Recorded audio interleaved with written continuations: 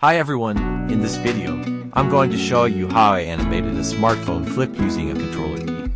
You might have seen a short demo of this before, but now I'll explain everything step by step. The model I created has four main parts: the top part, the base part, the screen, which is separate, and the hinge between the top and bottom. All these parts share the same origin point, which will make animating them much easier. So, the top, base, screen, and hinge are all independent parts. Each part has its own role, but sharing the same origin ensures everything moves correctly when we start adding bones and rigging. Let's start with the bones. First, go to the armature menu and add a single bone. Then, extrude another bone downward from its base. After that, extrude a third bone from the origin point toward the back. Rename the bones to keep things organized. I'm calling them top bone, base bone, and hinge bone. This will make it much easier when we parent the mesh parts later.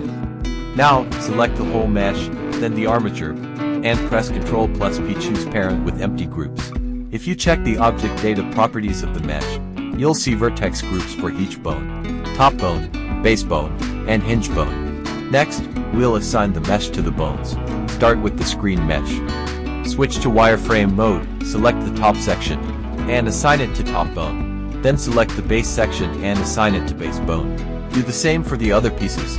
Top mesh goes to top bone, base mesh to base bone, and hinge mesh to hinge bone. Now, if you move the bones in pose mode, the mesh will move correctly. I also removed some vertices from the center of the screen mesh to make it bend smoothly. This part is trial and error. Adjusting vertices avoids overlapping or unwanted stretching. Now let's create the first flip animation. Rotate the top bone and base bone by 90 degrees to create the flip. Set the interpolation to linear for smooth, constant motion. Open the dope sheet, switch to Action Editor, and rename the action to 90 Flip Action. Click the shield icon to save it so it won't get deleted. For the second flip, reset the rig to its default pose. Rotate the top bone 180 degrees and the hinge bone 90 degrees, keyframing both. Again, set interpolation to linear, rename this action 180 Flip Action, and enable the shield icon. Now, we have both actions ready to use. To control the animations easily, we'll use an empty, move the mesh slightly to the right and add an empty circle. Rename it controller and enable name visibility.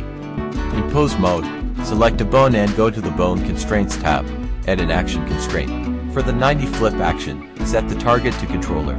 Set the action to 90 Flip Action. Set frame start to 1 and frame end to 91. Change the target channel from X location to Z location. Copy this constraint to all other bones. Repeat the same steps for the 180 Flip Action, applying it to all bones. Finally, change both target space and owner space from world to local. This ensures the controller only triggers animation when moving along its own Z-axis. For extra control, add another empty and place its origin at the base of the mesh. This lets you snap the entire setup to any surface, like a table. Using Snap to Face, parent the armature to this empty. Now, moving the empty moves the whole setup. To restrict the controller's movement, select it and add a limit location constraint. Enable all X, Y, Z minimum and maximum checkboxes. Change space to local. Set minimum Z to -1 and maximum Z to 1. Now, the controller only moves between -1 and 1 along the Z-axis, perfectly controlling the flip animations. You can also duplicate the entire setup, change colors, and create as many variations as you need for your animation. Thanks for watching. To wrap up, here's a quick example of the kind of animation this rig setup allows you to create.